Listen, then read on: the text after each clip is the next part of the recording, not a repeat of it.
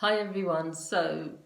Recently on Facebook there was a person was talking about their experience, and I'm not going to share lots of details or their name or anything, but basically they just had an issue that had occurred where certain personal things to them had been stolen, and they were tearful on the video, and they were distraught because the things that were stolen had sentimental value but also couldn't be replaced, some of the things.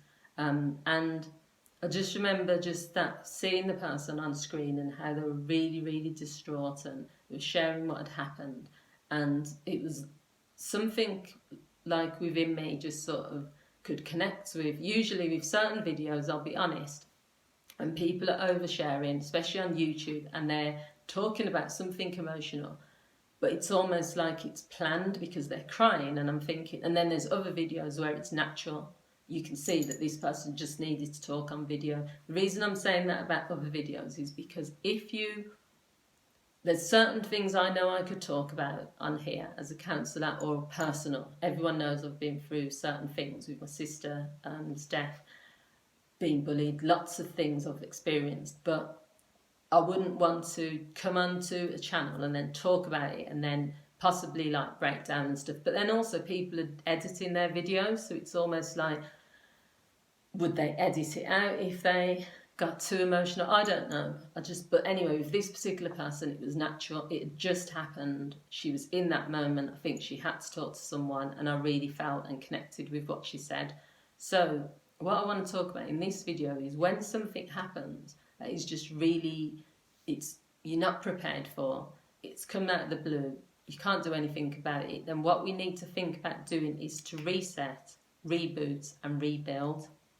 So reset really to me means you stop, you breathe, you put things in perspective, and you contemplate, how big is this in the scheme of things? Is it the end of the world? Can I survive it? What else have I survived that has been similar to this and I've got through it? Or, you know, when things have gone tough for me, where have I got the strength from? Because there's going to be things that just come out of the blue. As I've said, there's things that have happened. The worst thing that has ever happened to me was the death of my sister, because that wasn't expected.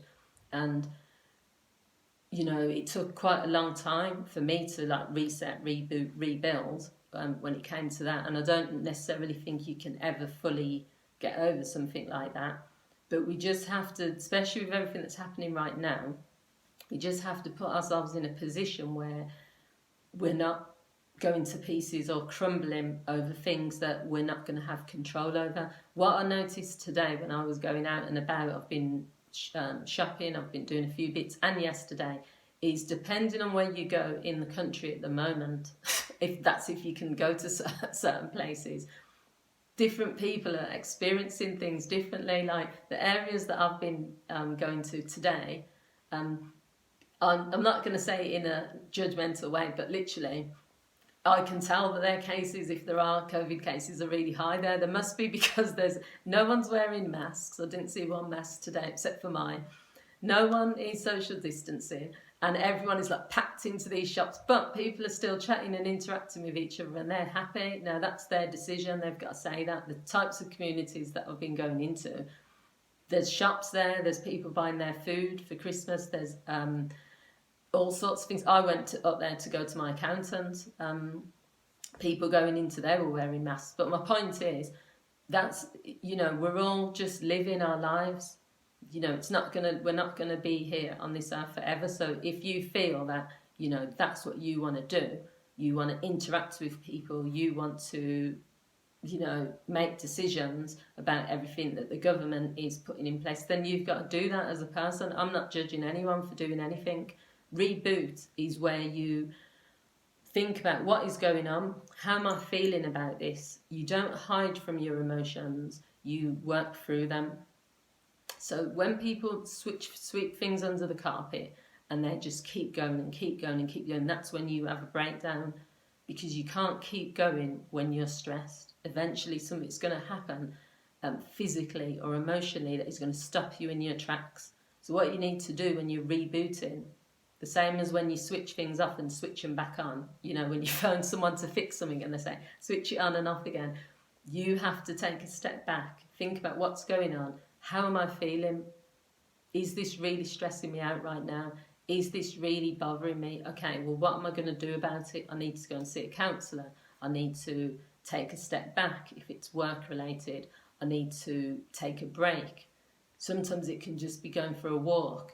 Anything that you need to do to reboot. And the rebuild, the final bit, is what actions do I need to take to change this situation? If I can change it, if I can't change it, what do I need to do to accept it?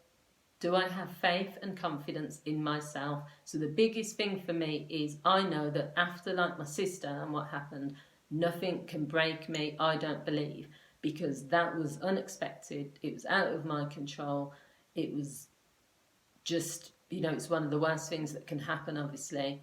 But also, I had to think, if I sit here, for another few months or whatever, and I don't work, and I don't interact with people, and I don't eat, and I don't sleep because, I'm affected by grief, how is that going to help me? How is that going to change the situation? So you have to go through acceptance then. You have to go through, do you know what?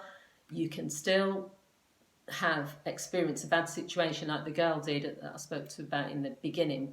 She lost a lot of things, but she's still there. She came back fighting. I even used these words to her. That's why this video is here. I said, you need to reset, reboot and rebuild.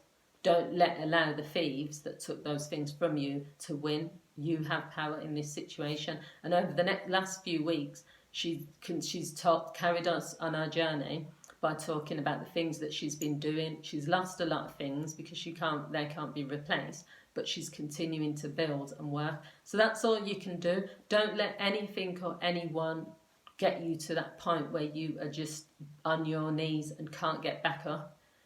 You can always get up. You can always get back from a setback. It's just a matter of you believing in yourself enough to do it. So I hope you found this video useful. Please feel free to share this with others. Feel free to leave any comments, and thank you to all of my new subscribers. I really appreciate every single person that continues to subscribe to my channel, and I'll be making you more videos in the new year. I'll probably even make a few more before Christmas. We've only got 2 more days. But thank you to everyone. I really do appreciate you for subscribing to my channel. Take care. Bye.